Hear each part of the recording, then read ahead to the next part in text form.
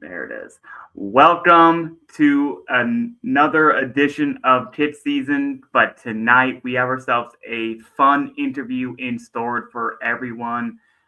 Where we here are really excited, and we even brought in Austin here to talk a little bit more from the kit design perspective. So should be a fun episode. I know, you know, this stuff's always a lot of fun, so we're happy to provide more content and get into the minds of some of these creatives out here in the USL. So I'm going to just give a very quick spiel and thank you to all of our lovely, lovely patrons down below. You know how you all are. At this point, I should have your names memorized.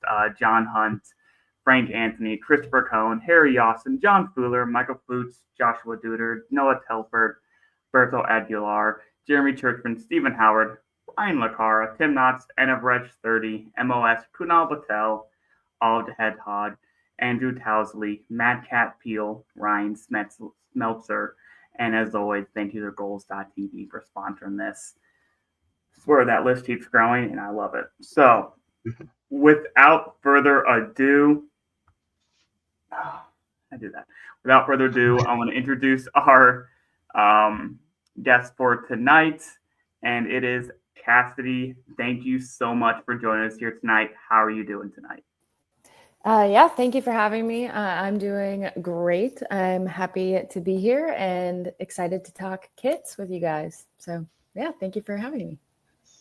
Love to hear that. Honestly, we couldn't even be more excited. I keep saying that, but I'm running out of words. So we're quite excited to get right into this and kind of pick your brain. So before we start picking your brain on some of your recent work and what you've been kind of doing, what's a quick little background for what you've been kind of doing last few years? Yeah, so I keep myself busy. I feel like the past couple of years since I left Forward Madison have really like flown by. I work in tech, and so I'm a creative director for a tech startup from like 9 to 5, and then my 5 to 9 is kits and soccer space stuff and just freelancing with people that I really enjoy and startup environments that are kind of just trying to find their footing in the soccer space. So Aurora for the last 4 years, obviously, and then I do some work with Ida Sports, which is a women's cleat company, and help them a little bit and just kind of have stayed involved in the space through freelance, which has been a gift, really. So it's awesome. You're speaking my language. I'm an engineer by trade, and then I have now kind of entered the creative world full time, but it was always a hobby. So yeah, I'm sure I'll have questions later about how that different line thinking affects exterior design. But totally. The side hustle culture is real. Absolutely. Which actually will get me into I'm gonna just dive right into one of my first questions here is actually kind of what you hinted at right there in your kind of background there. You were at Forward Madison. Obviously, we all kind of love what you did there. You had Aurora kind of part-time-ish. How is that kind of for you, responsibility-wise, being in-house versus freelance? Yeah, I think that's a great question and something people probably don't think about on the creative side. When you're in a USL or really any lower division sport front office, you're probably typically one of the only, if not the only, designer on staff. Responsibilities are high. You might be doing other things.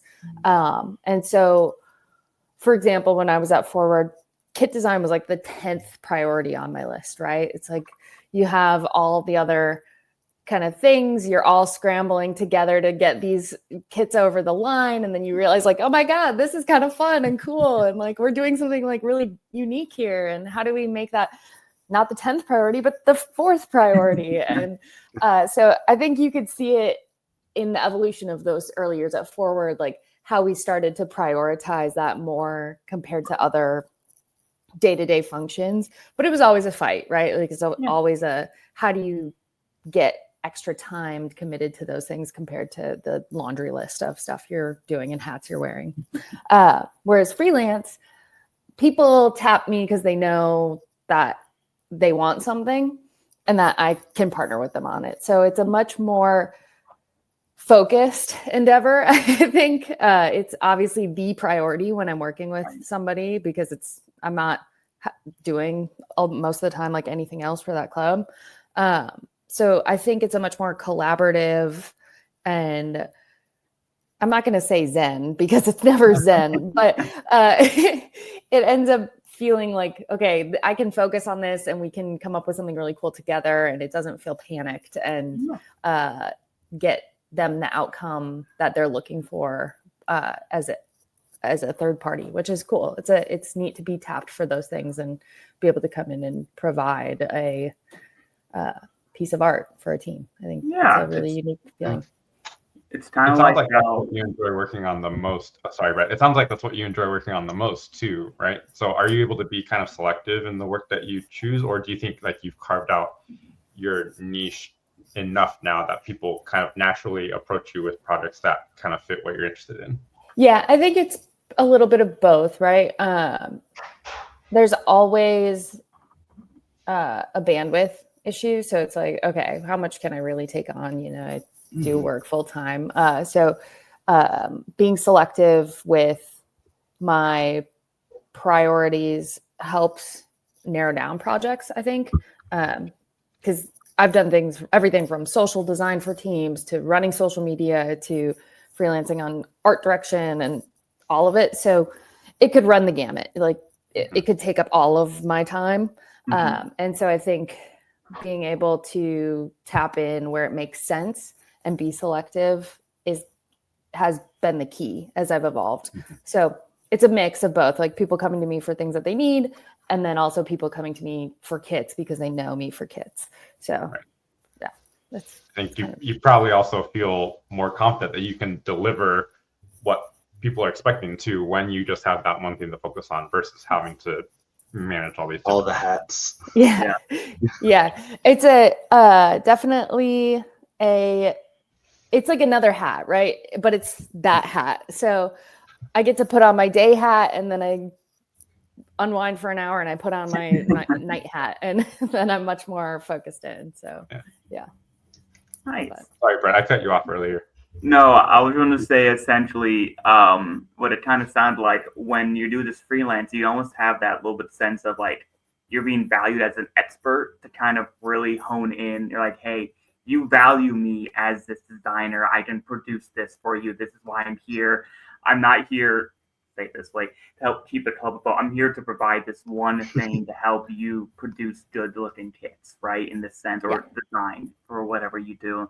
And that's got to feel a little bit better, because that's kind of from, okay, not better, but like what you're good at, right? It's a thing that you're there for, and you can really feel that value in it, right? 100%. And it's what I'm able to be like fully passionate about. So I think it's a benefit for both parties, right? Like you're not forcing somebody to come in and do all the grind work.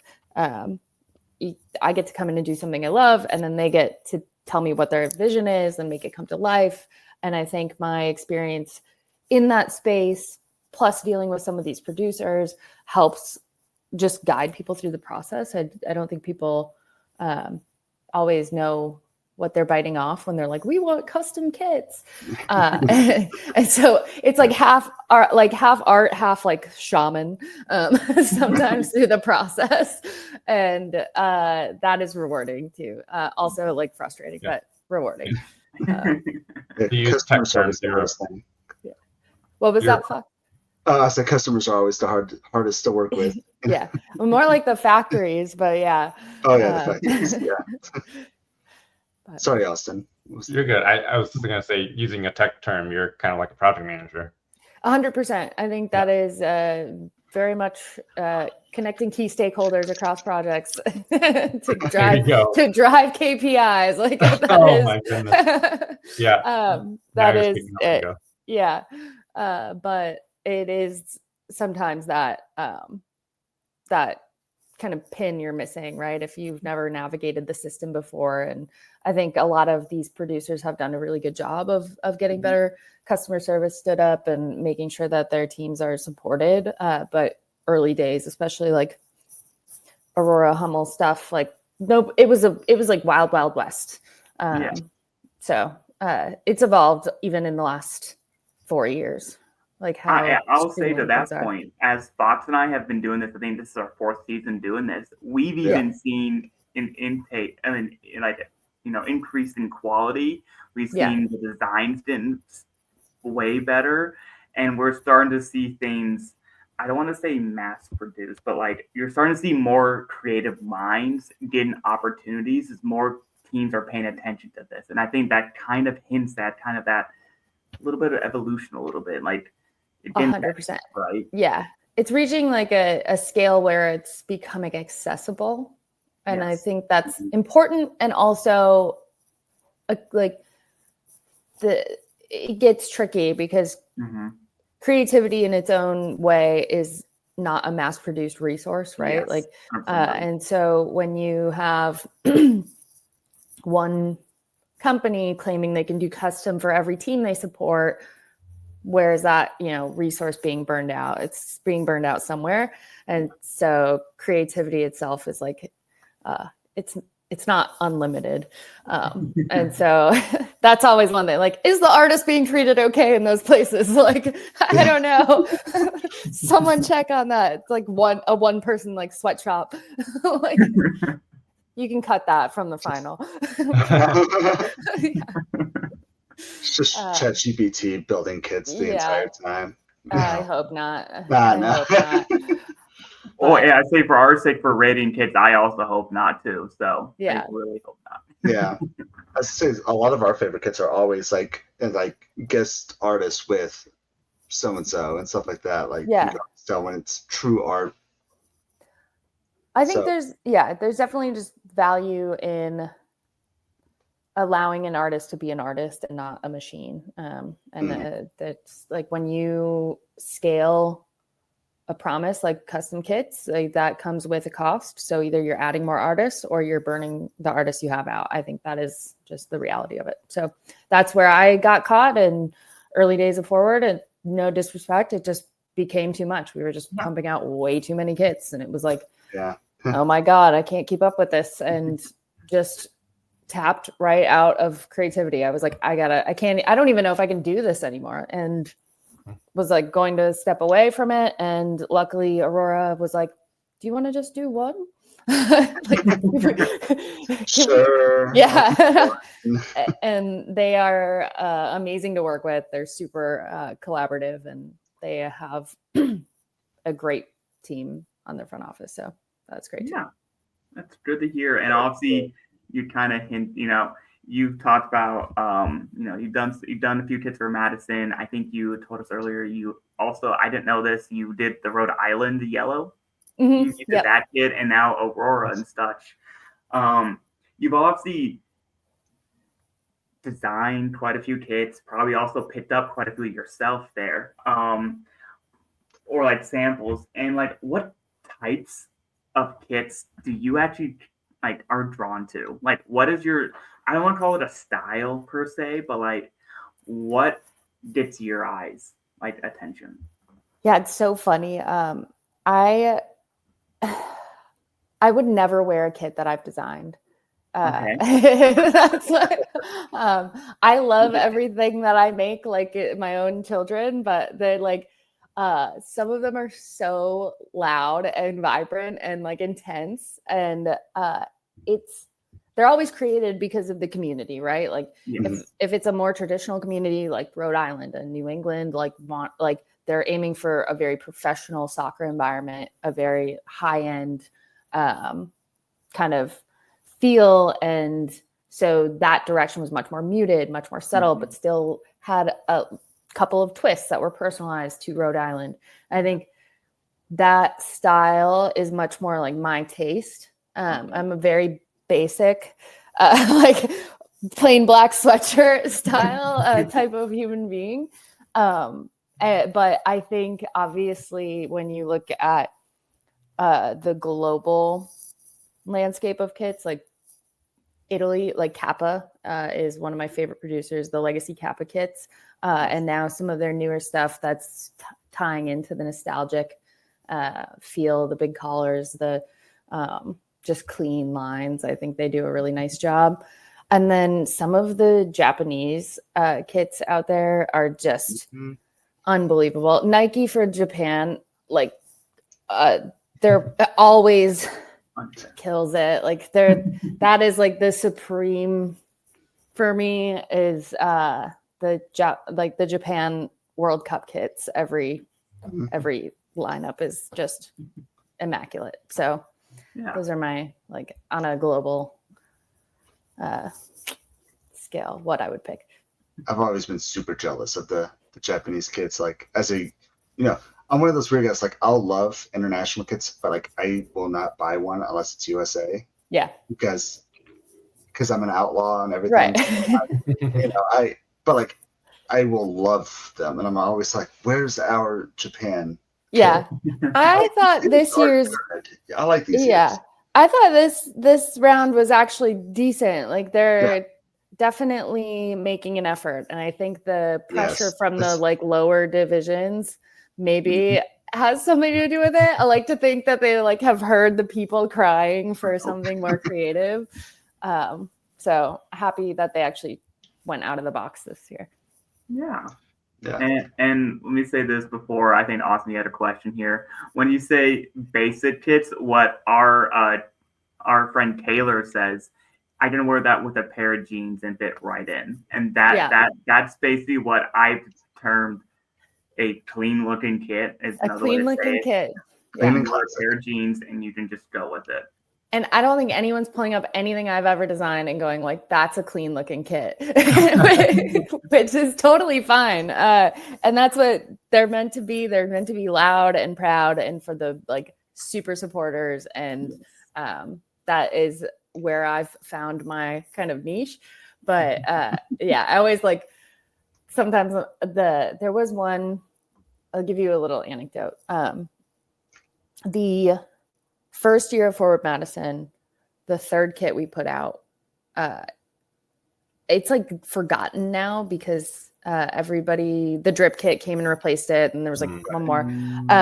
But it was this very intense pink and navy like zigzag kit, and it won awards. Like it like got voted. It was like the Sirius XM Kit of the Year, and it like won a newspaper award locally or like something like that. And I hated that kit. I hated it. It felt like Frankenstein's monster coming out of my computer. I was like, this will never get approved. Like, I don't even know why we're putting this into production. And people went gangbusters over it. It was like, it was like, blah. And I was like, no. And I can obviously appreciate it now. I've like grown to love it. But this one, right? Yes. Yeah. That one. And I think it was just because it was so different at the time. There weren't a lot of teams doing custom kits in 2019, let alone pink for men's teams, like let alone we had the flamingos going on. We had a lot of really great social content at the time. Like we were becoming that weird team. And so it fit so well with our brand. But there was a staff writer at one of the local sports newspapers, and we were sitting in the press box, and he goes, I just hate that jersey. It looks like Charlie Brown got run over by a truck. Yep, made it myself actually. I can't unsee that now. I love that. And then someone else was like, yeah, it's like a breast cancer awareness Charlie Brown job. And I was like, just lay it on. But it all comes with the job, right? Like there's always going to be people who love it, people who hate it, and you got to listen to it all and just let it roll off and be like, no, next one's going to be better. So, subjective. Art is subjective. Yeah. But I didn't disagree. That was the thing. It's like, actually, that was my inspiration. Yeah. I was like, what would it look like if Charlie Brown got hit by a truck? I think it would look like this. Let's put it on this trip. So I definitely want to talk more about Aurora because that's obviously like the that's what you're here for. But while we're on the subject of Madison, this kind of segues, but was there a time either at Madison or at Aurora where you kind of realize, hey, we're going to be changing the game here? Because I would argue that, as much as those early Forward Madison kits, made a splash, the same thing kind of happened at Aurora for the women's game. Or was it just kind of a case where you thought, okay, let's put our best foot forward and what happens, happens? Yeah, I think that's a really good question. And looking back, it's one of those things where you don't realize because you're in it. And it's like, let me grab this quick. Hold on. I have something that will be appreciated.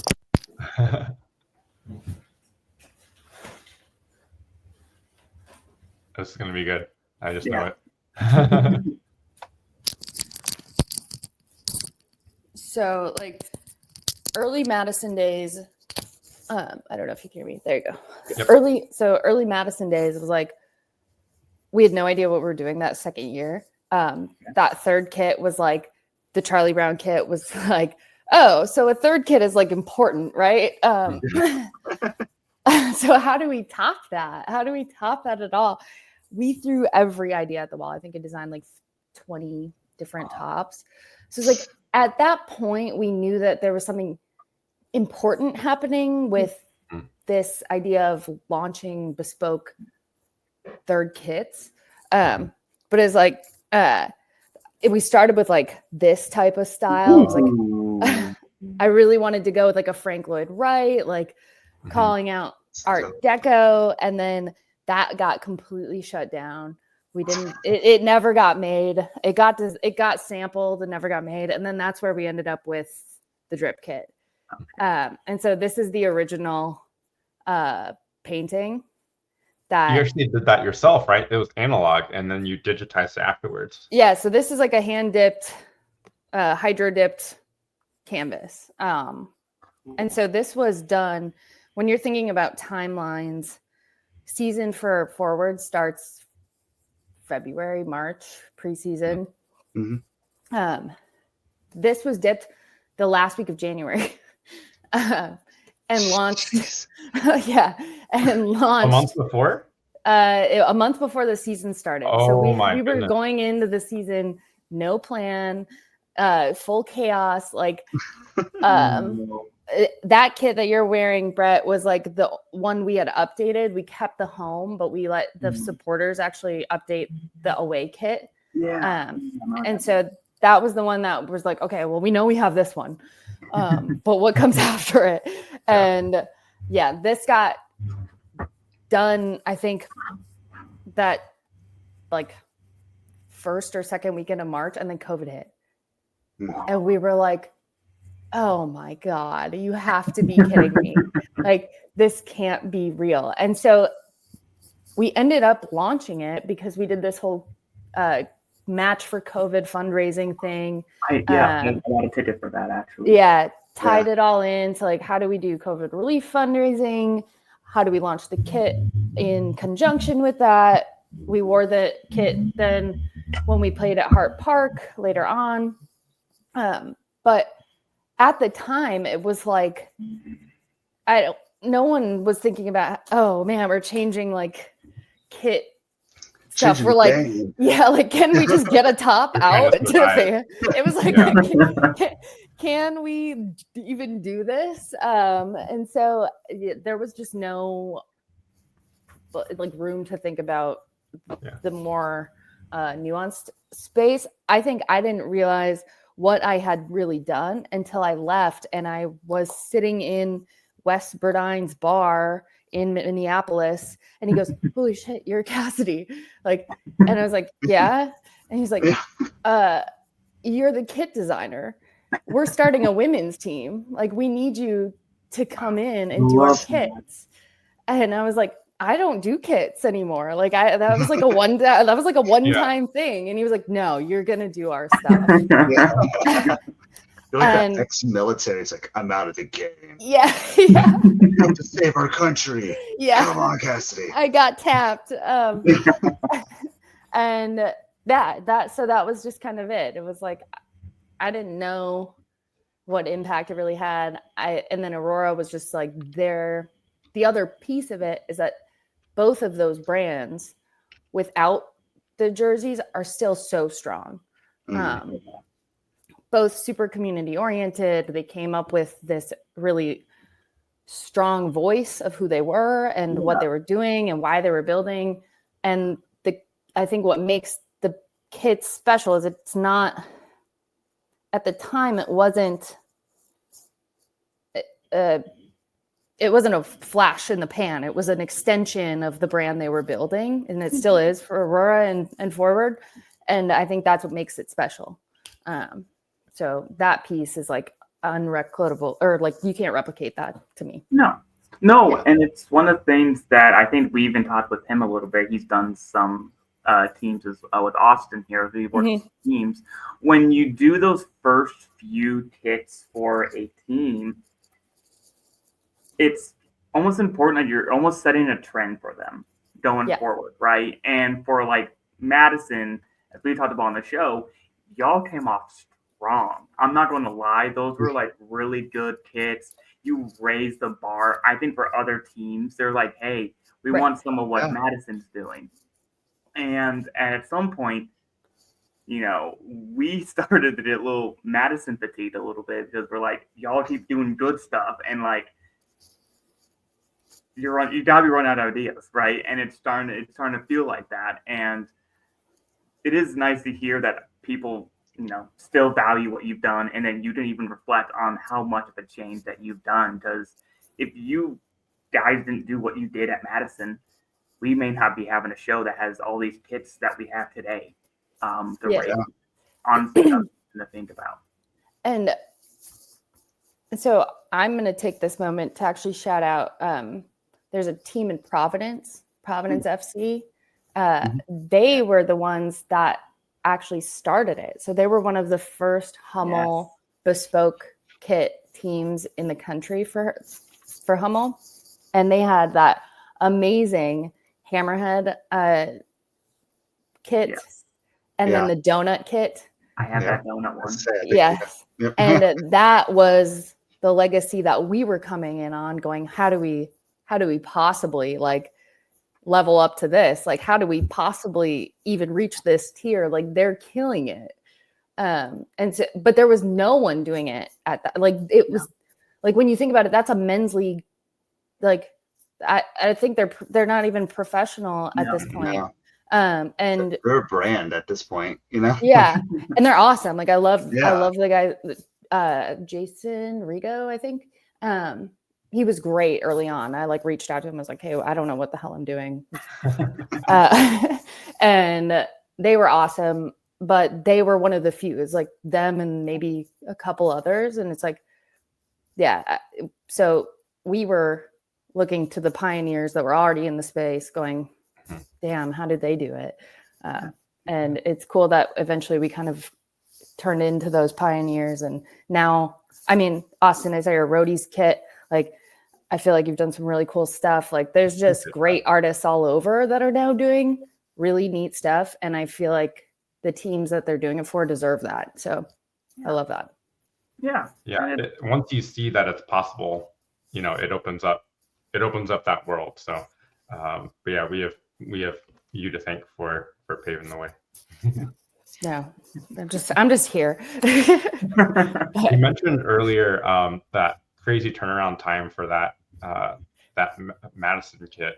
For those that don't know, what's a typical timeline like from samples to completion, and then how did you pull that off? Did you have to like go and stand on the production line and watch stuff being printed and approve stuff, make changes right then and there? How did you possibly manage to make that happen? Yeah, these are great questions. So I think one of the things that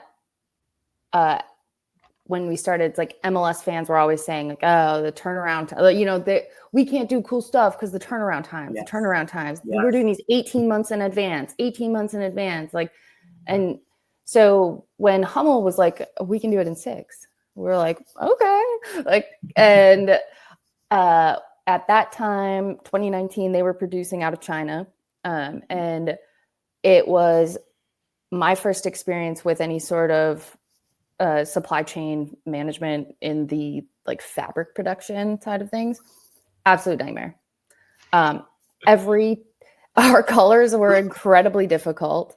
We had the weirdest like Pantones known to man, I think, like some bubblegum pink and like a baby blue, but they weren't your standard bubblegum pink or baby blue. And every sample came back a different color, whatever. And that first year we were like, we're going to roll with it. Fine. Close enough. Yeah. And eventually like the factories, the options that Hummel started providing, especially as they realized like the North American market was going to be important. They started giving us this LA factory as an option.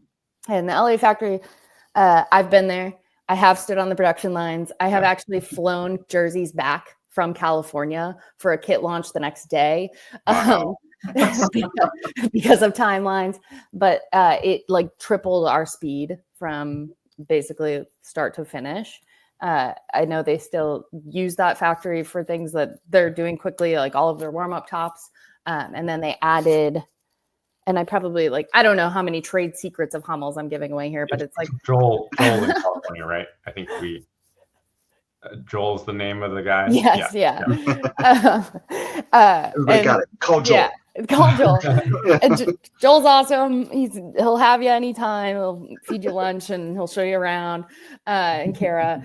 And then we actually, when Hummel started getting more involved with the Denmark side, blah, blah, blah, they moved operations to Pakistan. So that is where the Aurora kits are made out of.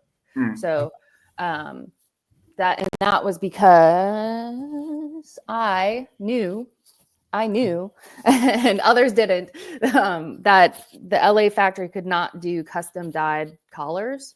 And so I was like, no, I don't want to go with the LA factory. With like a ribbed material, right? Yes. So like on me, I don't have an LA factory one on me. The one you're wearing, Austin, is out of LA. The one you're wearing, Brett, is out of China, I believe. And this one is out of Pakistan. And so this ribbed custom dye collar was really important to this design because it's so plain. We want to do something very classic, the clean, I can wear it with jeans. But I didn't want the collar to be sublimated. I wanted like something real and like hefty and it's honestly harder to pull off if it's sublimated because you can't get those proportions right anyway. Correct. It's also extremely hard to dye our flash red for Aurora. Like that dye just the color doesn't exist. So this is a little bit off. It's like a little bit too true red. Gotcha. But I actually was in Denmark for this. Like, oh wow. They brought the samples to Denmark so I could see them. I was there for a different, like it just happenstance. Oh, wow. And they were like, we need you to look at the colors while they're here. Well, I am here. Okay. Yeah. How different is it working with Capelli? Is it more similarities than you would think, or are there kind of nuances that you have to kind of keep in mind? Okay, I need to be in Capelli mindset for Rhode Island. No, it's a great question. I actually love talking about that because nobody thinks about it, right? Like Hummel has their own set of templates, base sets, cuts to their patterns, and Capelli has a whole different style. So Capelli, I think, has been operating, I know they've been operating in North America a lot longer. They have a much more streamlined, bespoke process. And so they had a lot more like bodied templates. So it's like you could customize your cuts more. So things like a mesh insert into the side panels, like that's much easier to add. The button collar, like that's not. So it felt like a much more plug and play experience for some of the things that you wouldn't, that early days Hummel, like we couldn't get access to because of the production lines, which now they've kind of got it. They're figuring that stuff out. But Capelli had a much more like, hey, yeah, we can add that. Like the inset cuffs, like they're actually raised and So working with Capelli was similar in that they let you design the body and they produce it, and they have a very set cut of, or like they do a great job on your colors so that everything comes out consistent. But they're just jersey tech and their production technology was a lot more vast, I think. I'm sure having all those years of experience working with China and Pakistan and Denmark probably prepared you for the worst in case something were to happen also, right? Yeah. Well, thankfully, Capelli didn't make me hunt anything down. And apparently their stuff is made in Bangladesh. So, but I just, for them, like very easy, like, because I don't work for Rhode Island, like that was not on my plate of things I had to do for them. I think, which is great. So I got the samples just to make sure that the pattern looked right, that the colors looked right, and then that was it. Everything else was on their plate. So Nice. a very turnkey experience. The packaging was great. Yeah, they do a really nice job. So I respect their product a lot. Yeah, I have noticed with Capelli, I've noticed they've started more professional teams in recent years, and we love to see that, and we like to see. Obviously, Hummel did take a kind of a stranglehold for a little while on USL teams, and I think it's good to see Capelli kind of stepping up a little bit. Because honestly, it's fun to see the different. I want templates, but base designs that come with each of the different styles and the manufacturers, and they come out with some good ones. And I think the Rhode Island ones, they were so good that they didn't even have to do a new ones this year. And they're just classic at that point. Yeah. No, Capelli paired with the Super League, I think has been a really good move. Yes. They took that on with they could have just kind of mailed it in, and I don't feel like they did that. Like they did the teams a lot of justice, and I feel like they really, if a team wanted to go all out, Carolina sent their new kits and are bold and exciting. And I think I'm glad they didn't just give a templated like step and repeat option kind of thing to a new league, right? They definitely gave them all their opportunities. Yeah, they give them like respect, even though they're, like you said, a fresh league. Like, right. Yeah, because I mean, as a local fan, we dealt with Adidas.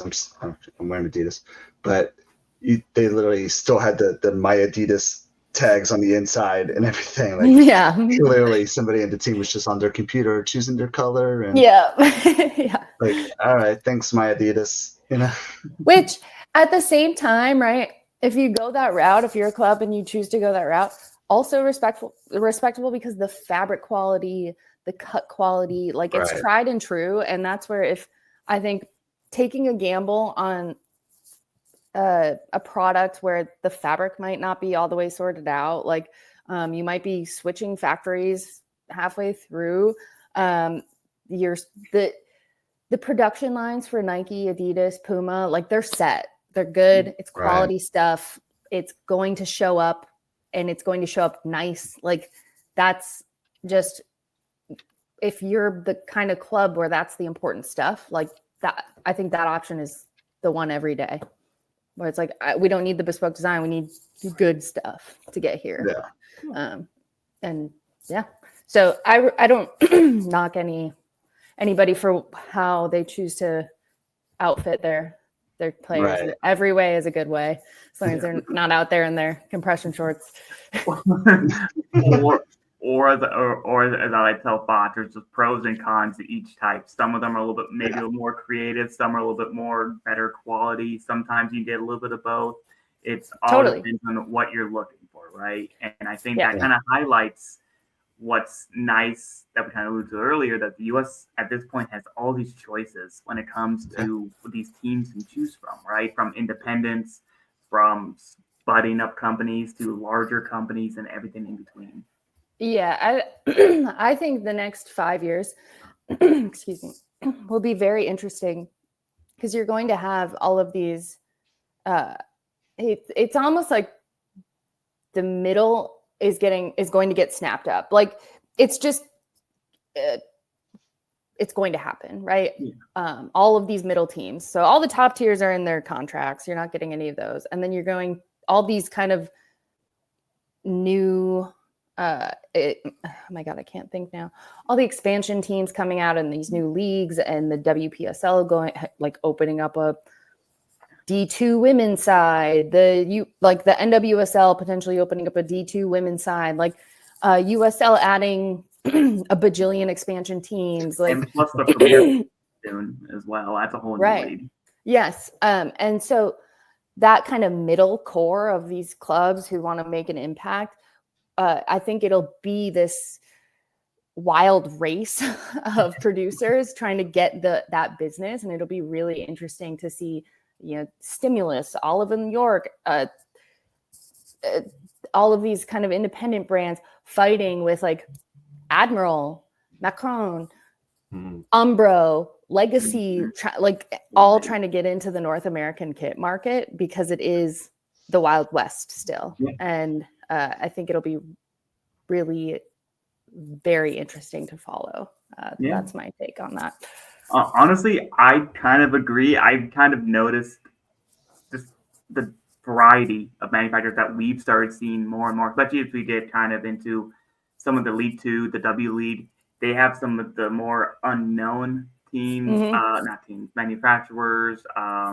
And also that's what also is kind of fun about from an outside perspective. I'm not saying the Wild West, you guys are, you enjoy the Wild West, that is KitSZN world, but from the outside perspective, it kind of makes, at least for me, a little biasy, like the North American market compared to like kind of European, in a sense that like Europe, it's almost set for the most part. It's still big news when teams change, but you're not really changing like overall designs, right? And in the US, we're kind of in the midst of just everything growing when it comes to the soccer culture and when it comes to the manufacturer side, from the team side, the players. And it's just all kind of, all the ideas are thrown at the table right now. It's like seeing what sticks. And I think that's exciting and kind of what you're talking about. Yeah. Go ahead.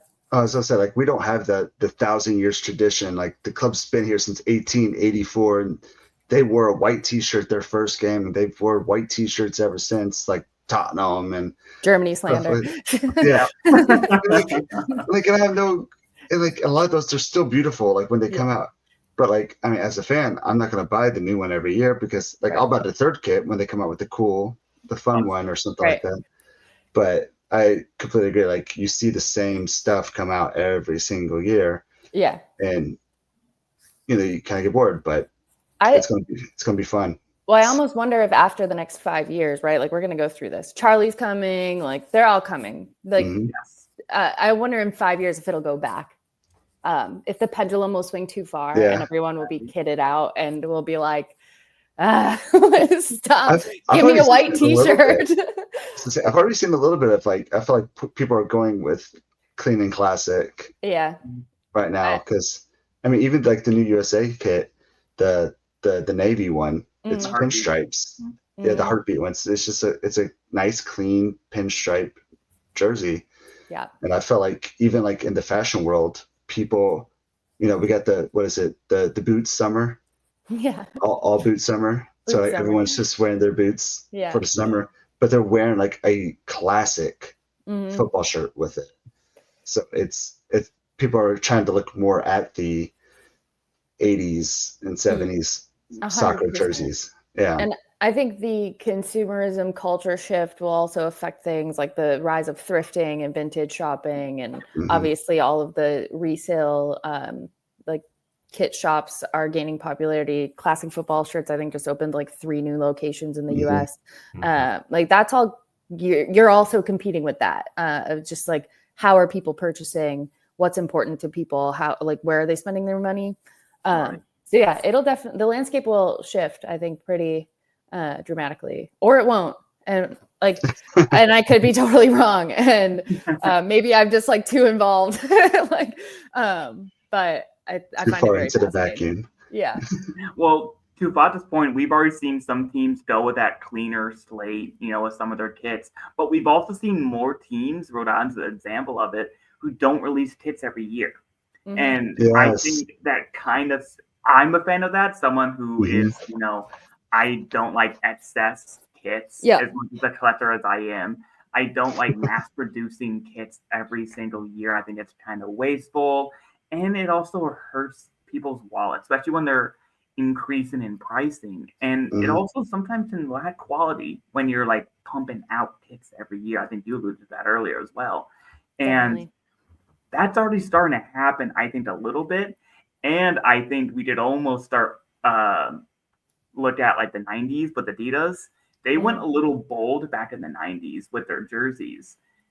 If you look at the US 90, I think it was a 94 kit with the jean denim kit, and then even the Germany kit of that era, and then they kind of went away from that a little bit. And I think you're going to see something similar happen here in the US, but just maybe not just with one brand, but it's going to be the overall style.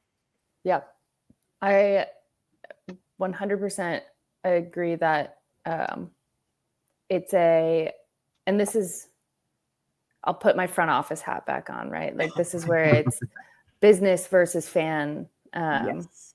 and what's right versus what's going to make money. Yes. And I am always in the bucket of we don't need another kit. And maybe that's coming from someone who makes a living off of doing this. But like I 100% agree on like, we don't have to do this. And that's not always going to win. That is just a business decision at the end of the day that you can't always say we can just choose to pause. But I agree that if you, like for Aurora this year, the reason we had to do all 3 kits was because we got a new front of kit sponsor. Didn't want to do, like we had set a very purposeful cadence of we will only introduce 1 new kit, if that, and maybe a warm up top. And that every other year refresh was something that was important to me when I started with them. I was like, I don't want to start pumping out 7, 8 kits a year. Like that's not how this should go. Yeah. And even doing 3 this year and then adding the mental health awareness top was like, oh man, this is a lot. Like this is a lot of shirts. So we were very conscientious, like as we were promoting them, like we are doing 3 new tops this year. Like if you don't like the first one, just wait, like don't spend your money. Like, you don't have to buy all 3. Exactly. Like we're not trying to do a gotcha. Like, we have 3 coming. We're just going to launch them at different times, but, we know it's a lot. So, and then obviously the mental health awareness is a charity auction at the end of the season for NAMI, which is great. So that's not like a buy this. But I completely agree with you. That's like the one thing I feel like MLS has done good at. Agree.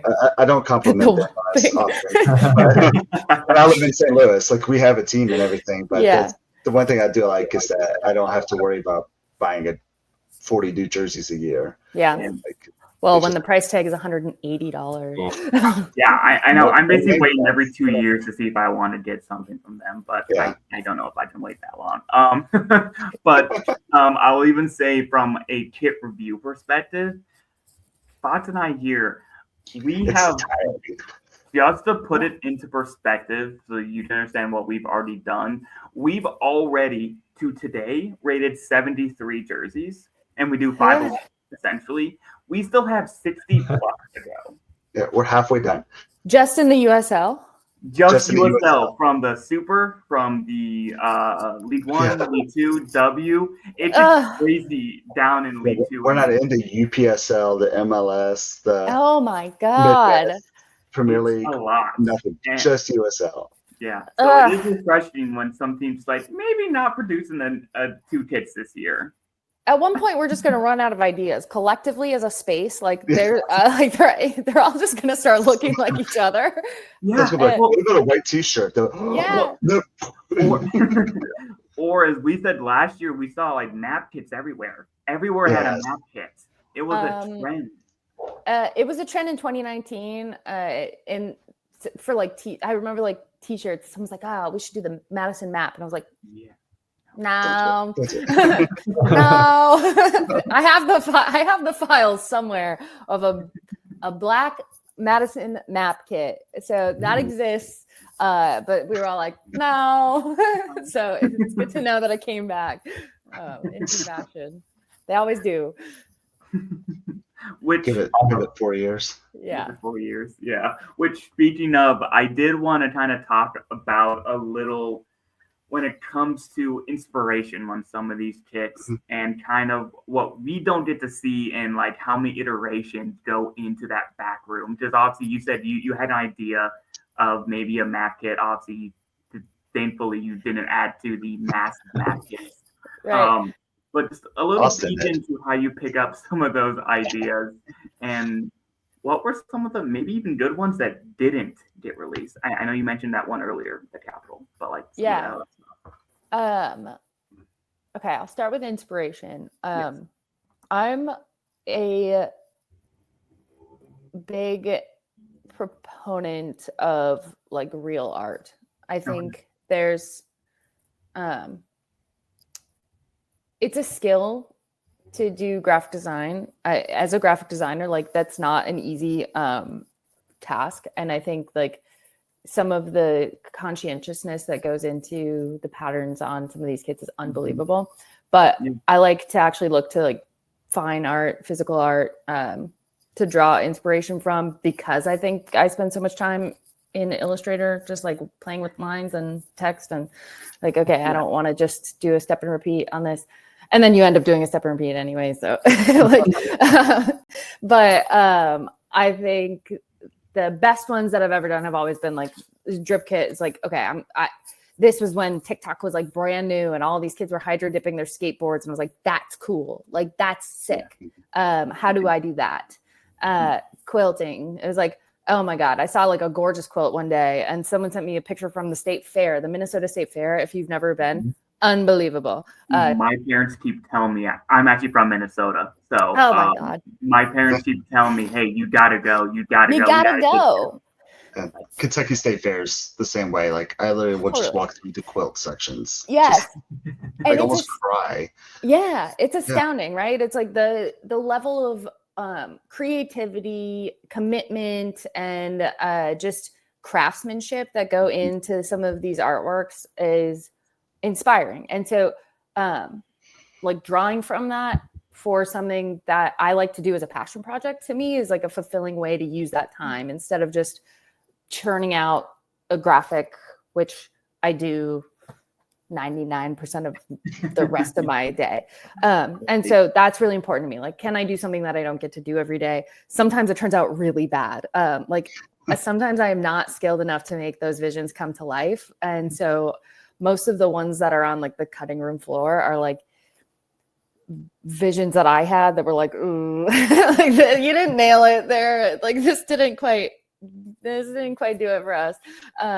But like there was I will say the one that I fought for the hardest that did get produced was the Friends with Benefits kit. I don't know if you guys remember that one at Forward. Yeah. QR code and yeah. So that was like the last one I ever launched before I left. And I stayed because I wanted to get that kit out into the world. I was like, I don't know how I made this. I just was mashing things together in the computer.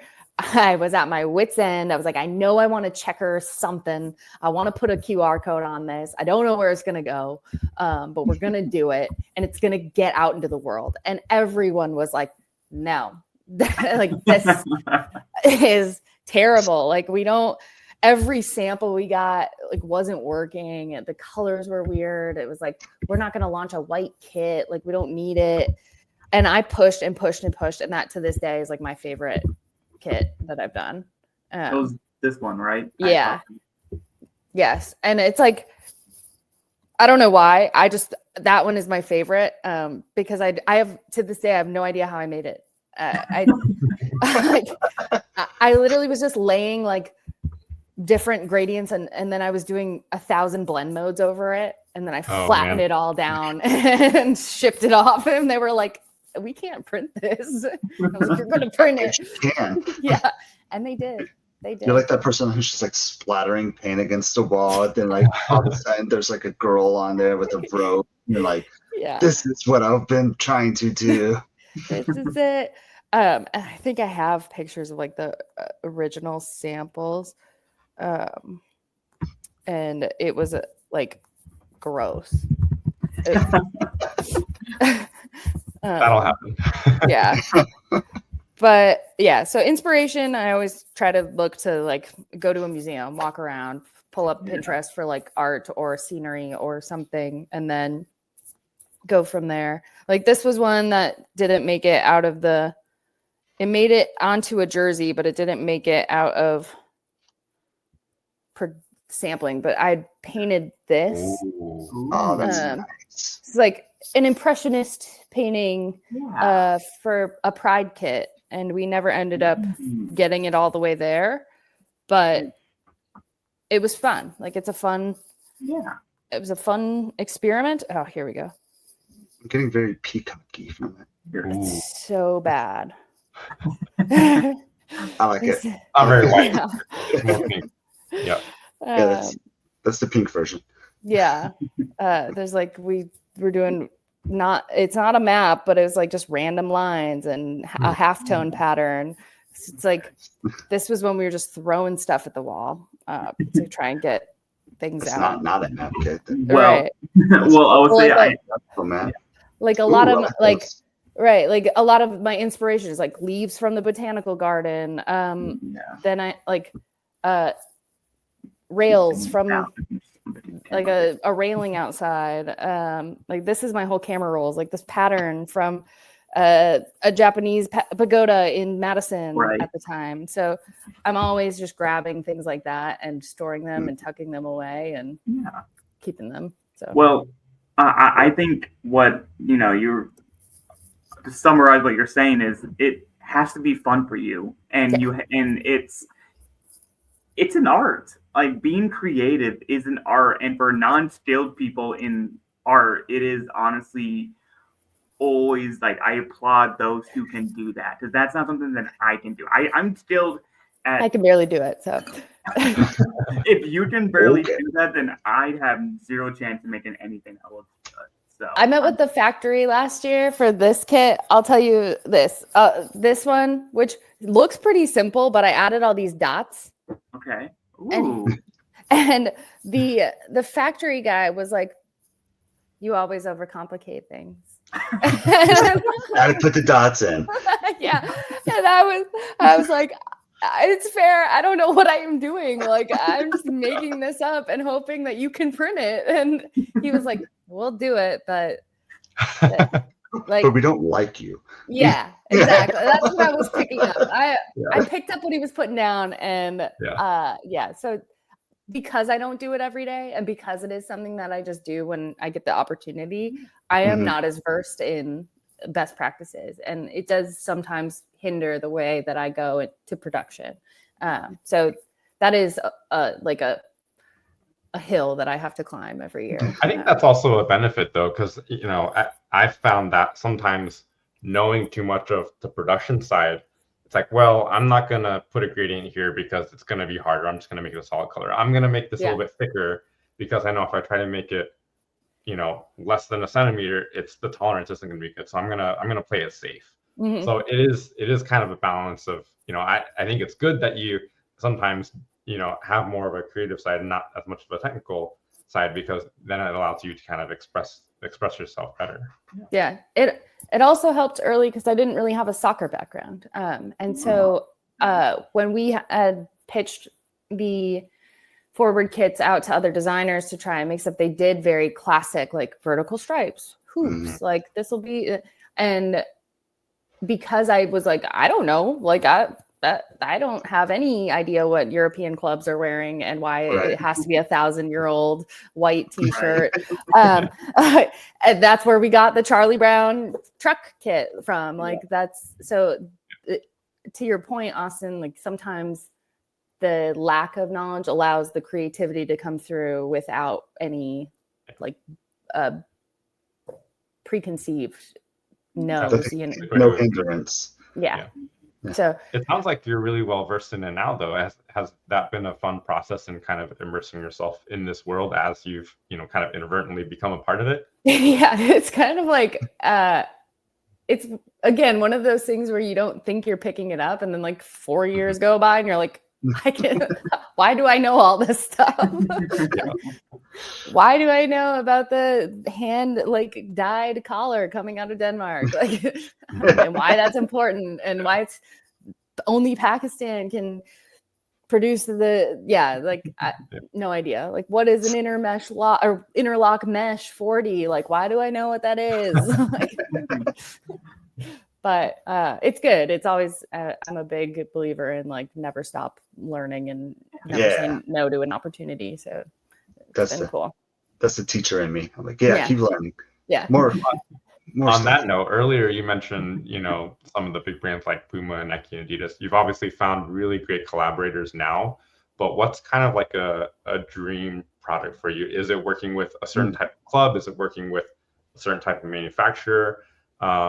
It sounds like you're content, but if the sky were the limit, let's say in 5 years, like you just said, what would you have liked to have What's your dream team? Yeah.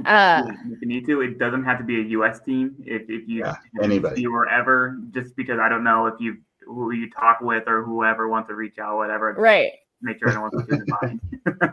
So I don't know if I have as much of a team as much as I have like people in this space. Like I would love to just be on a Nike design team for one World Cup. Like whoever's on that team. Like I think that design experience of being able to collaborate in a room with some of the best creators in sports to get to represent countries when they're at their biggest moments in sports would be the dream, right? Like I think as a freelancer, you often end up working on an island and you lack some of that spitballing collaboration. Luckily, like Aurora, it's truly a collaborative experience. Like they have so many creative people involved and talented designer. There's a talented designer who works for the club. There's talented designers that design the crest. There's creative people just constantly around. So that's nice. But I think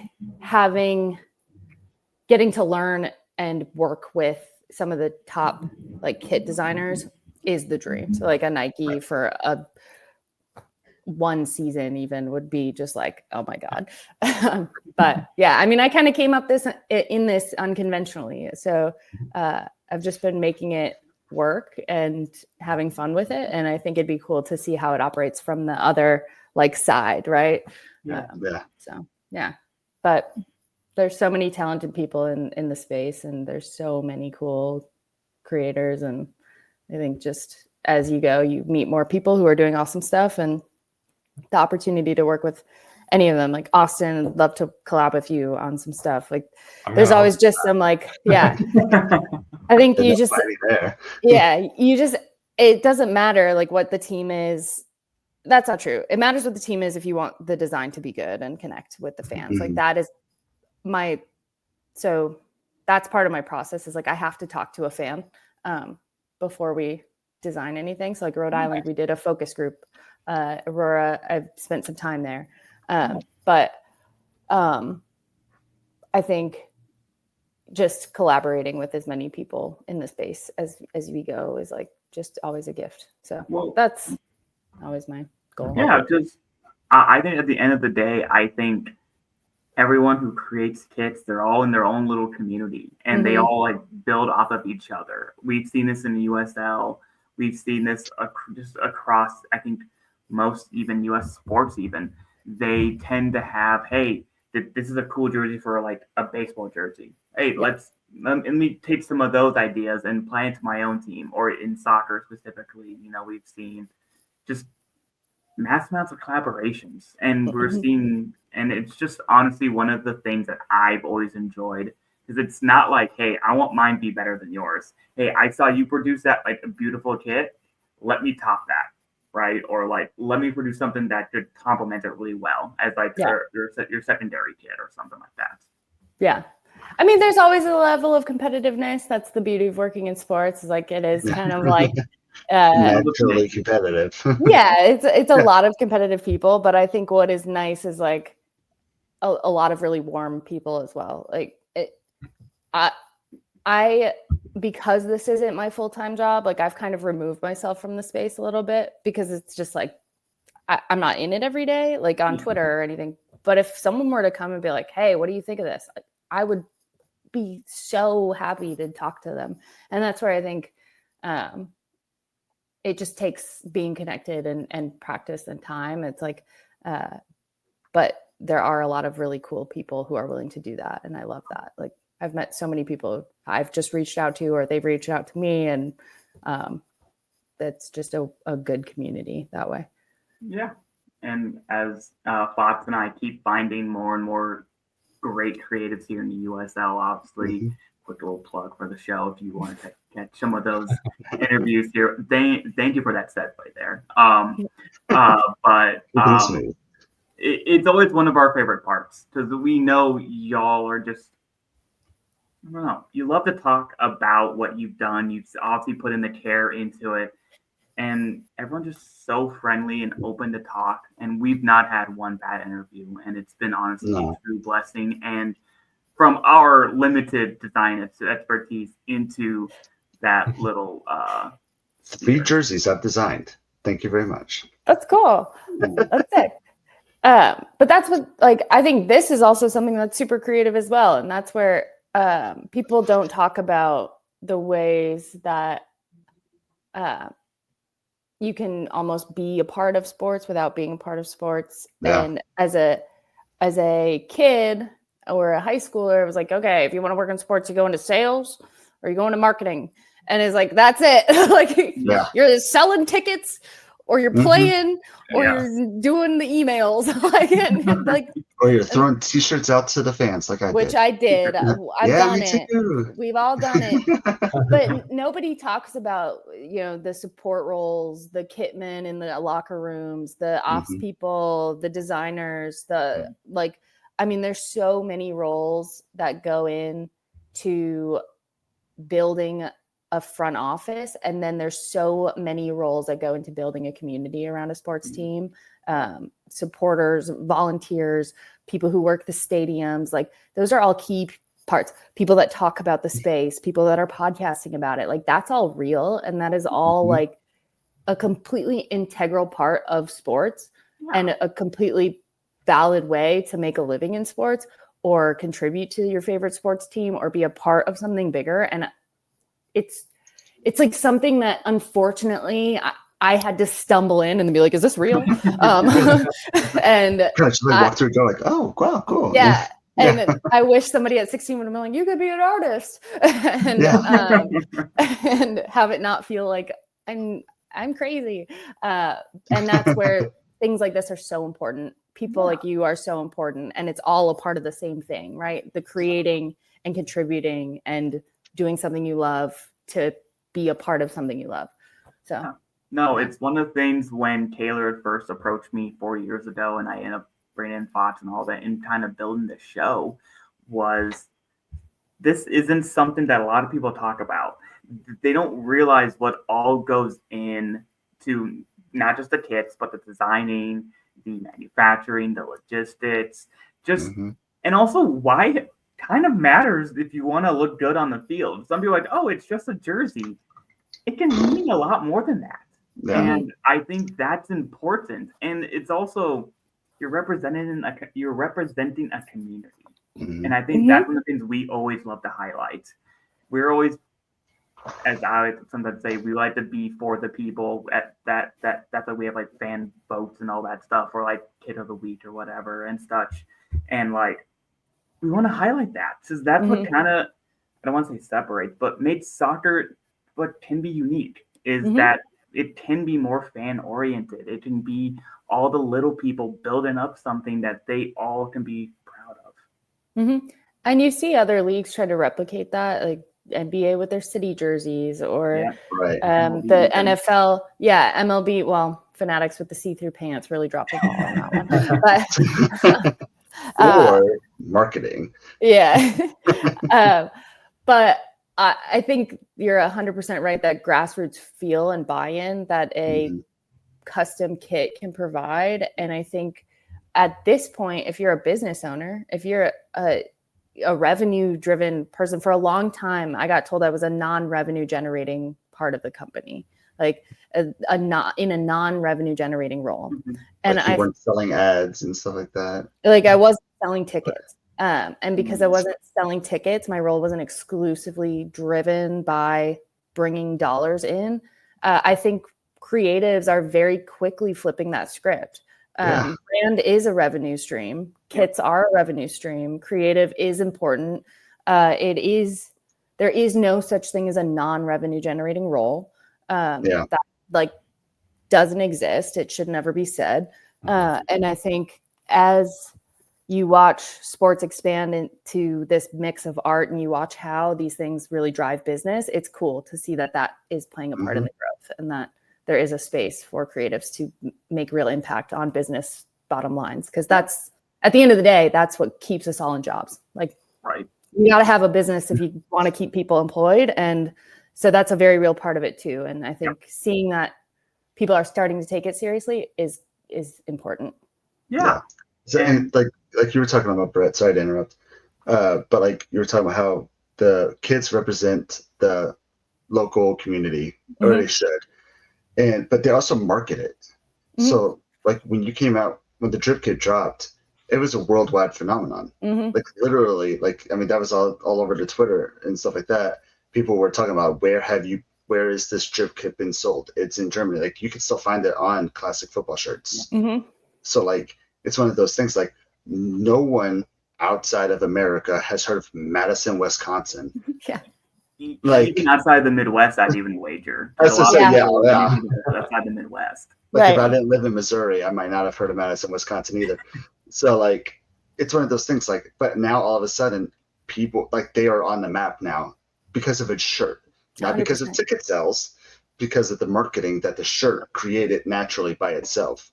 So when you create something that's beautiful, like I'm staring at the Aurora quilt kit. I've been staring at it this whole time because it's one of my favorites, though. Because like, we haven't even talked about it.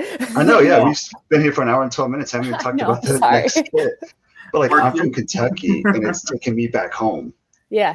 So, because my grandmother has a bunch of beautiful quilts. My wife, she still has the quilts that her grandmother made her when she was, a kid. So like, quilting is such a truly, like, almost like American thing that keeps us together, really quilts us together. Literally. Thank you. But, so, I mean, do we want to count that as a segue to talk about the I like talking about it. Awesome. You got some questions. Sorry, I told you guys I would ramble. So you got we all ramble. We're so bad about it. We're going on an hour and 15, and I told you guys, if you don't stop me, I will keep going. And we'll happily keep adding on to that ramble. Trust me. Okay. We're the worst. Did you have something else about the quilt kit? Can I have one? I don't know. Like, I love it. Go for it. Yeah. No, like the kit. Okay. So I was curious about the quilt kit too. I think that's my favorite of the three. Primary kits from this season. Quilts obviously can take on a lot of different forms though. So I'm curious, what drew you to this interpretation? Was it, kind of working with the colors? Was it, why these shapes? What led you to this final execution of the quilt?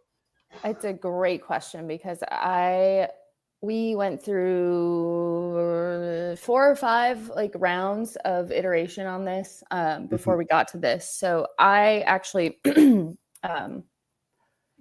pulled together process of this. We started with the concept and like I was like, we're doing quilts. Like, but Allie, Wes, and I from Aurora. Allie is their designer, and Wes is one of the founders. Allie is a founder as well, president of the board. They're awesome.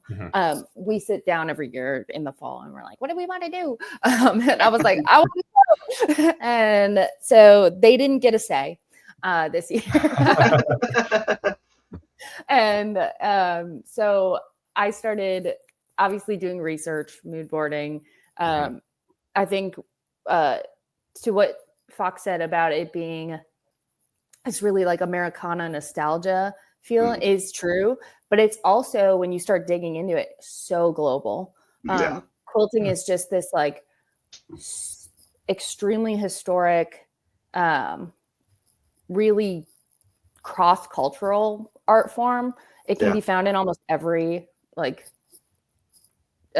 every corner of the world in some way, shape, or form. Everybody needs to stay warm at night. Right. And so it might not be this traditional quilt that you're thinking of, but like blankets or these sort of motifs. But Minnesota specifically, and I grew up in Wisconsin, so again, like a very prevalent art form. It's like both indigenous in nature in the pattern and super Norwegian. So it's kind of this like motif of, okay, we're not going to single out any like inspirational culture per se, but try to create something that no matter what background you're from, you're like, oh, I feel it. Like I feel connected to this. Yeah. Did research on, do we want like different types of quilt setups, pitched like different squares. The quilt patterns literally come in squares. And so it's like, I like the star motif. Like I want a star somewhere in this, however that comes through. There were other ones. It's like, do we want to do florals? Like there's so many floral kits out there. There's really prominent. And when we saw the mood boards, I was like, we got to go star. Like the star is the winner here. It ties in with Aurora. It goes with the badge. Yeah, it goes with everything. Like it makes sense. Yeah. And then I actually pitched it in navy. I designed it. The whole thing was designed in navy. Originally, I actually had patterns on all the tiles. So speaking of overcomplicating things, it's not one big block. When you look at the artwork, it's like, okay, this is a teal block. Like, no, that's actually an individual triangle with an individual triangle with every single one of these is an individual triangle. Nice. Yeah, like I literally quilted this in Illustrator. They're all hand placed triangles. And each one had kind of this extra layer of pattern, because when you look at quilts, there's 3 patterns really: the pattern on the fabric, the pattern of the sewing, and then typically there's a pattern of the stitching that holds it all together. And so we actually way simplified it because it started getting very intense. And yeah. And so eventually we kind of got to this place where it's like, okay, we just want something bold. That is more of it's more of a call out to quilting than the literal pieces of a quilt that I had started with. Like this is more of like a geometric jersey shouting out to a quilt. Yes. Yeah. And then we actually didn't have a line of health signed on for a long time. So it was kind of this like full body pattern. We ended up carving out the space for them, and it worked really well, I think. It fits in there so well, and ties it all together. And yeah, it just came together. We added the piping on the sleeves. So that was something we did last year, and I just really like that detail. It's like the raised piping. But yeah, so it went through a couple of iterations. It felt like it was going to be really busy, but then we saw it and we're like, it works. It's busy, it's bright, it's bold, but it works. Yeah. And also it's, correct me if I'm wrong, it's the mental health kit, right, as well. So No, Or, so there's it's something else, isn't it? Yeah, that's right. Okay. So there is a warm-up top that is like a white gradient one. That is the mental health kit. But this will be our primary, like we'll wear this at home the most. Oh, okay. I like that because it is a really good looking kit. And honestly, I do love it. I think I do agree. I think if that pattern would have been all the way through, I think it would have gotten that little bit extra busyness that you can sometimes get with almost as what I like to call a, what's the word? It's almost like you take a pattern and you just copy it over and over and over again. And I get bored of that. And I think for once, the sponsor actually helped break that up nicely. Yeah. And I think it actually adds to it with that white space in the middle as well. Yeah. I think this really speaks to the evolution of your work as a designer, Cassidy, because you use the word loud, which I wouldn't describe it as that. I think of Forward Madison being loud, but like it's all out. It's loud with a purpose. It's purposeful in the use of the teal, but also white. It almost creates, the quilt almost creates a gradient in the middle. So it's a really smart way of executing it, and it's really cool to hear how you arrived at that. Thank you. I think playing around in that space of quilting as well was one of the most challenging design processes simply because of the amount of choices.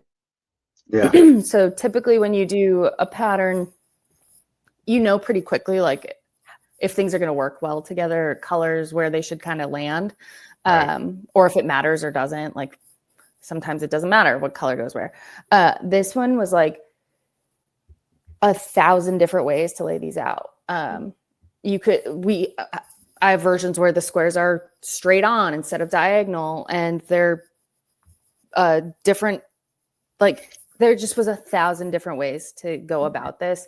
Colors were in different spots. I had them swapped. Like I said, I started with navy. There was a version with purple. Like we had so many different options that narrowing down, I was like, I'm gonna go crazy.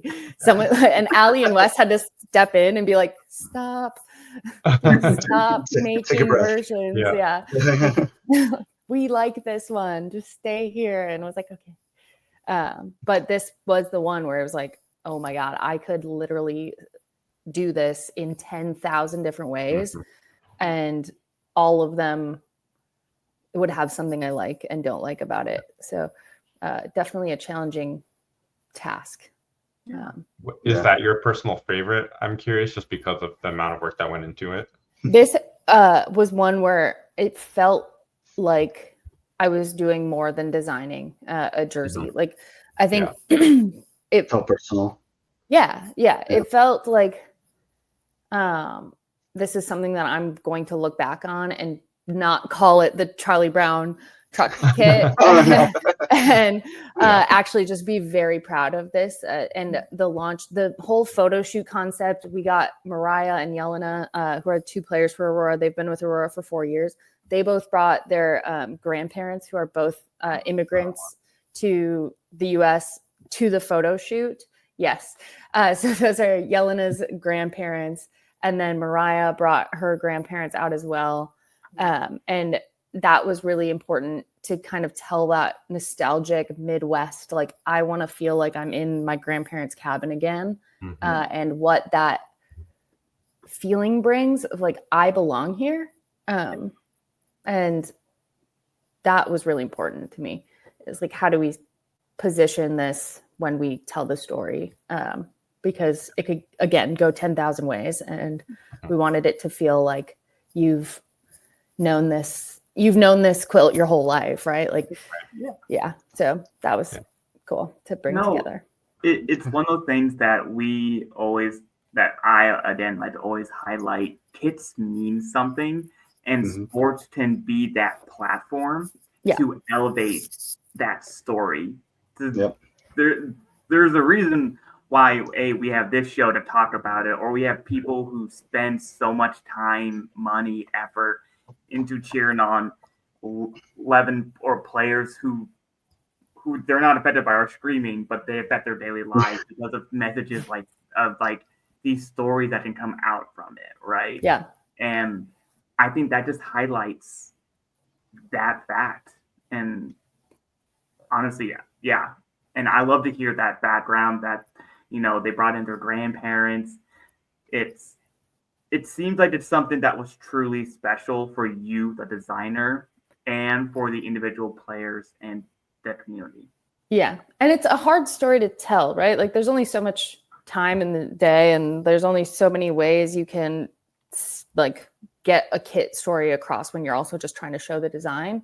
Right. And I think what was clear about this year, obviously just general global climate and like what's happening. Yeah. Aurora came out very strong early on and was like making statements and establishing themselves as a safe space and like making sure that you felt like you could belong here. And I think we're in a time now where if we'd have to put out a statement every day to remind people, like there's something happening every day where people are feeling attacked and people are feeling isolated and people are feeling like they don't have a space. And that was in the back of my mind, is like, we can't make a statement every single day. Yeah. How do we make one blanket statement? Blanket. Blanket. One quilted statement. Yeah.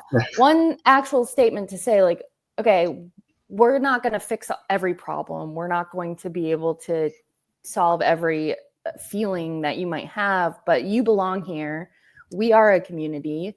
We're better when we're together. We're brighter when we're together. Like it is about how we can impact each other and how it means something.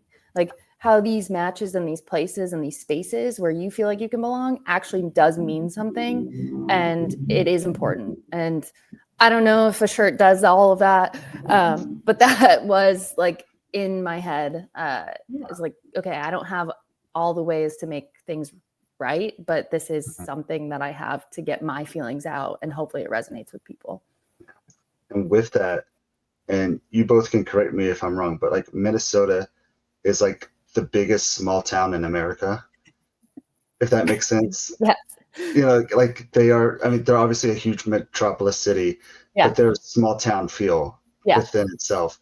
And the thing that, like, I live in rural Missouri, but the thing that makes like the communities, like they literally come together and like they will have their family quilt design and they'll quilt it together, and like they'll build a community quilt and it has all their family designs and stuff like this. And I feel like you've created Aurora's, quilt design that can go in the Minnesota's, community quilts. So like, it does bring it together. It is building that community. And I mean, I teared up listening to your story and everything. So I want to thank you. Thank you. I feel like that's what it's all about. Like that is why we all do this, is to feel connected and feel like we have a place where what we do matters, and that someone's listening and someone's watching and someone's enjoying what you do. And I think that's what I love about Aurora. I think they've done a great job of bringing the community along while they do that, and being a part of that and being a part of the USL space allows a lot more opportunity to connect with people like that. So. And honestly, the club is just put it into a position through jerseys, through its the spaces that they've created to allow people to express themselves. And I think this is one of those avenues to do so. And that is why I assume probably the four of us here really like jerseys a little bit, because it allows individuals, clubs, or communities express themselves in a way that it's kind of hard to do so in other forms. And I think this is that way that kind of manifests that. 100%. It's a way if you care about the soul of your club, it's a way to express that and to like really bring that and manifest it into something that your fans can partake in. Obviously there's a lot more that goes into it, like your game day experience and the like are you standing up for what you actually say, and all of the things that go into being having integrity as a club, and all that stuff also matters.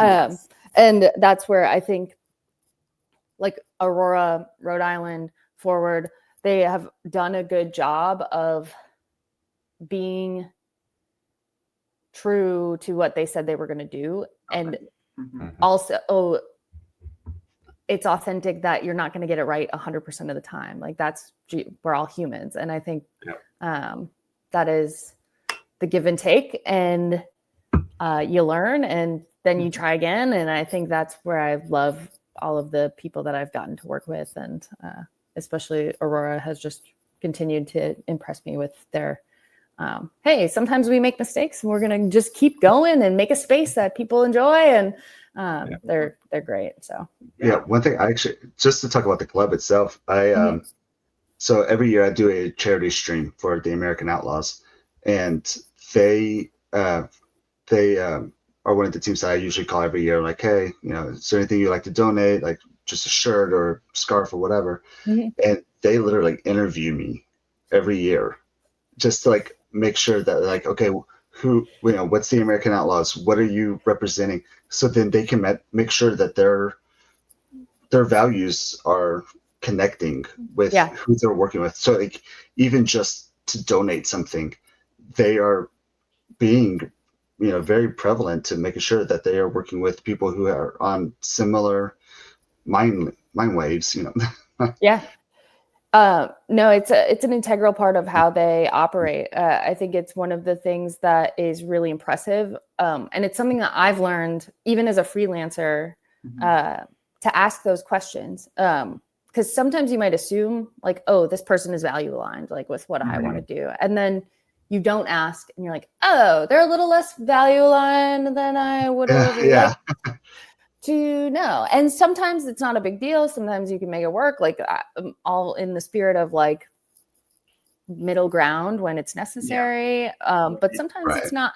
Sometimes if you just ask the right questions ahead of time, or you can create a space for someone who didn't have that opportunity to have that opportunity. I think that's also something they're really good at doing, is like, okay, are we being inclusive to people who didn't have access to internet? Like, are we going out in the community and offering internships to people who don't have a computer? Like, are we creating volunteer opportunities that are actually fulfilling and not just showing up and doing these things? Are we vetting our donations so that we're aligning our brand with the right people? And I think it's really they've taught me a good lesson to make sure that like, it's okay to just make sure that the people around you are the people you want to be around for a long time. So and I think that actually kind of highlights one of the things you talked about earlier about being a freelance, is that you're able to get, say this way, more of a peek into how a club is ran and what just kind of that whole process behind the scenes that a lot of people don't get to see, like as a fan and maybe even as a player, even, right? Yeah. And you may not see some of what goes on back there, and getting to kind of see in that, that I'm gonna call it chaos, because I don't know what it's like. And it is something that can maybe change how you approach things, and I think that's kind of what I'm picking up. Like, hey, I know what to look for. I know how to maybe like seek out certain opportunities or whatever based off what I've already experienced, given that you kind of freelance a little bit. 100%. I think I've worked for, every job I've had has been for like a scrappy sports team or a startup. Like, I have been the queen of other tasks as assigned. Like, so I'm very well versed in chaos and how to mitigate and manage chaotic teams. I think that's one of the better parts of being familiar with the space and freelancing, is like, I come in and I'm not panicked. I think it's easy when a club doesn't know what the hell they're doing and a freelancer doesn't know what the hell they're doing to get just pure like, this is bad, this is nuts. And chaos is a part of the job. Like sports is chaos. I think what is really telling is how the people in leadership positions in those clubs handle chaos and handle the people that they work with and how they treat the people that they respect when there's chaos. And if there is a lack of respect through chaos, then it's not a good fit. It's not a good environment. And it's okay to say like, that might be your environment. I don't want to be a part of it. And I hope that you have a good time. Yeah. but that's life. Like how you treat other people is going to be the most telling thing about you. And I think that's to keep it related to kits here. Yes, we've been rambling. That's fine. I love the conversation. But when it comes to kits, you want the designers to be happy, to be comfortable. Because when they're not, what do you get? Like from a business perspective, an ROI on that design, right? What are you getting from that? Or you did something that all the fans are going to say, this is something I had to buy from a thrift shop down the road for $20 and iron on? Or is this something, hey, I may not have liked it or I loved it, and I could tell they put in effort to put something that represents us. And I think if they're not in that space to do so, I think there are bigger ripple effects amongst the club and community potentially. You're preaching right now. Like that is no truer words. No truer words have been said. Allowing someone that you brought in as an expert to have the freedom to do what they do best is the highest form of respect. Like, and that is where you can tell very quickly if there's not a high level of respect for people and their craft by the way they treat the people around them. And that's not to like say anything about anyone. Like that's just, like I said, a reality about life. But it is hard to let an artist that you don't know come in and just be like, yeah, do what you're going to do. Like that's not a natural reflex. That's not okay.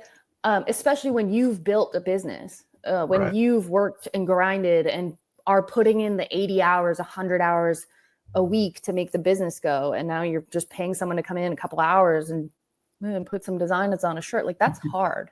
And I respect that. Like that is a hard thing to do as a business owner. But can you do it and respect the space for that person to be the expert that you hired? If you can, it will pay dividends. Yes. Yeah. So, and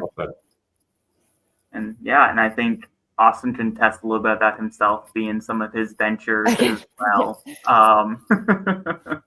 Not to get off at a completely different tangent, but same thing for teachers. Come on. Yeah. Teachers deserve. There's no amount of things for what teachers deserve. But I was in Wisconsin for the teachers getting their collective bargaining rights stripped. Nice. I picketed. Do any of y'all know what a diphthong is? That's right. Yeah, diphthong. It's a vowel team. So like when two E's come together, it says E instead of just stuff like that. Yeah. Related. Boom. First grade lesson. Okay, but I did not know what level you did, so I appreciate you reminding me. Yeah, first grade teacher. That's awesome. That is really cool. Tell them they can be designers. I do. Actually, especially when I used to teach like in the city, and I taught third grade. And one of my favorite things that I would always do is I would just get like a blank pair of shoe, like worksheet, like they would design shoes. And then I would get a shirt. I'm like, design a shirt that goes with it. Because I was trying to show like that you can make one design and like continue off of it in different shapes and stuff like that. So then they didn't have like a one mindset, like, oh, I have to do it this way. Like you could do that, but this way. So it's just to work on the mindset of how, students think. And because they, especially when they're 8 years old, they think they know everything. So sounds like you need to have them design some kits. Yeah. And those are some of my favorite kits too. Like you'll see like the the fan designed ones. the kid designed one or something like that. Definitely. Those are always good. Which, speaking of future designs here, thanks, Scott, for a little segue here. Yeah. Giving, maybe not giving away too much on some ideas. Do you have any, if you're going to, continue with Aurora, you got any ideas with them? Any other future works that might be coming up? Any like fun inspirations that you want to like do in the immediate future or coming up? For the first time in a long time, I have nothing lined up, which is almost a great feeling. I have been burning the candle at all ends for a while. So I also have been, caveat, this year I did help Aurora with their social media and their like graphic design packages. So I've been assisting on more of a front office side months, and it's been great. Like I said, the whole team is awesome, and they have been in this kind of like, we're going to restructure zone after they didn't get the NWSL bid. So just a big flux year, and helping them has been a privilege, honestly. Like it's always great to work with them more closely, but I'm tired. So what's up? You want more beautiful kits. So so I have nothing on the table. I'm always open for a conversation, but I don't have anything lined up for the fall. Well, if any teams who are listening here, I'm just saying, we have someone who is looking for some work. So. I know my books are open. We got two on here actually. So right. Saying, you can pick up the litter here. So we can do an Austin Cassidy collab. Love it. Yeah. I'd love to see that. Yeah, please do that, guys. But yeah, it's good. I always have ideas that I like want to do, and then but honestly, and I'll be pretty straightforward, something we've been kicking around, and I don't know if this is like going to happen. I don't have any like background, but I know at Aurora, like we would love to do a community design kit. It's just kind of like getting the right pieces into place. And obviously it's like this, it's a long off season, but it flies by. I don't know what it is about it. And so, yeah, we feel it. So every time we're like, yeah, we want to do this for next year, it's already like March of 2026 somehow. So whether that ever gets over the line, like something that is very important to me. So hopefully we can make that happen eventually. So, but also it's like sometimes you let people design the kit and then it's a lot of work to make it like production ready. So that's also a part of it. I'm sure I probably annoy Austin enough with that. Like, hey, this is what I'm thinking. Can you make this pretty? You know, the Canva designs. Yeah, the Canva designs. I'm really good on Canva. Thank you very much. The one Brett is wearing, the supporters group designed that one for the flock designed that one. Yeah. And they handed it off, and no disrespect, this is pure love, but they handed it off without any of the names in there. And I had to go through and hand place every one of those supporter names into that kit. Because I didn't know. The stripes, put the names in it. Yeah, I didn't know what I was doing at the time. And so I had to go through, place like blocks of text. And then I had to also double check on the final samples that every single name was visible at least once on that jersey. 1,000 names. So the minute Aurora was like, we should do one with all the community owner names, I was like, no. Been there. Like, shut down. But yeah, that was like an all night. I literally pulled an all nighter to get that across the line. Yeah, there's so many names, and I can't remember if my name's on here. It's on there. It's in there. Probably. Oh, I know it. I know it's in there. She remembers every name that's in there. If it's not, you can I think still get a refund. But call them up like 4 years later, like, hey, I just noticed. Yeah, but the flock has some really talented people in it, and I think it was always cool that they got to have that moment with the team. So yeah. I'm still jealous that the BYBs work with Austin. Y'all did a really good job with that. I can't take any credit for the design. That was all the BYB. Yeah, it was. So it was our good friend Jason who completely came up with that design. So yes. I want to see. Okay, I'll grab it. Do you have it? Yep, I got it. It's a black checkerboard with red and blue accents, and then the flag of Indianapolis. Oh my God, it's stunning. Everything just pops so sick. good. That's so good. So I was able to play more of the PM side, and I was happy that Jason came to me with such a great design, because okay, you're making my job easy. I just have to bring it to life. Yeah, that is an incredible design. That just a striking colorway. Oh yeah, no, it definitely is popular within the BYB. I see a lot of people have bought it for good reason. So yeah, but yeah, it's really cool. That's a good one. Let's see. Let me see. I'm trying to see. Get through all the questions. I think we've pretty much covered everything. Yeah, I think we kind of have. I think at this point, normally, I'm not gonna lie, I have a much bigger list, and it doesn't get through all that whole list. So appreciate sitting through with an hour 45 now. This was great. Great conversation. Honestly, it's been a lot of fun tonight. But what I do want to ask is there any sort of plug that you want to do for socials, anything else here before we wrap up kind of here? Because I don't have anything else on the docket. Yeah, I think my big plug is one, follow Minnesota Aurora. Great team. They are deserving of your love and support. Truly great people. So that's one plug. Two, I think if you're listening to this and you're not a USL fan, doubtful, but like if you're not, you should. How'd you find us? Yeah, like SEO off the charts. But my biggest plug is just support local teams. I think the opportunities that local teams provide for players, front office workers, communities, volunteers, youth, athletes, like the list just goes on and on of what local sporting clubs provide to their communities. Yep. And it comes from business. Like your business keeps those businesses in business to provide value.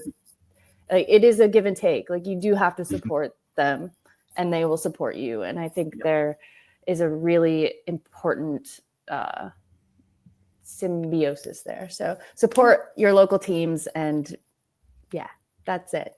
That's the most awkward ending. But trust me, if you watch the show, I have a plethora of awkward endings. Me and my wife were some of the most awkward people, so it's fine. I've done worse. So well, cool. I do appreciate it. Austin, Fox, we let Cassidy say something. Anything else from you two? I know. Just a fantastic conversation. Obviously, we went into this talking about kits, and I think we covered a lot of kit stuff, but it's clear that this is about much more than just a piece of cloth. And that was really evident in how our conversation went. So it was great to be able to chop it up with you.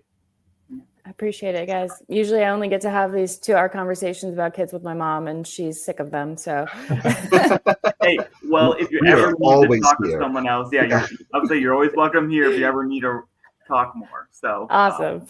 We're always up for a good chat. But great. Thank you guys so much. This was amazing. Yeah, thank you. As always. And as we would say, if anyone is looking for some help designing kits, we got Austin and Cassidy both here, lovely designers who make some good stuff. So I think that's it here for what? Great stuff. Great stuff. Not good stuff. Great stuff. Great stuff. Yes. So I think that's all we have here for today. As always, a little plug-in, follow us, like us, you know how to subscribe to our channels. And if you do want to some giveaways, we have some fun stuff coming up. Please be sure to join our Discord because we have some fun stuff that I still got to get rid of. So hopefully everyone enjoys that. that is all that we have here. Once again, Cassidy, thank you so much for joining us. It was a great pleasure. And now I'm going to not do a Minnesota goodbye and say 3 different ways before I head out. So I'm going to try to end it here. Thank you so much. Thank you, guys. That is it for today. Thank you. Thank you. Hasta luego.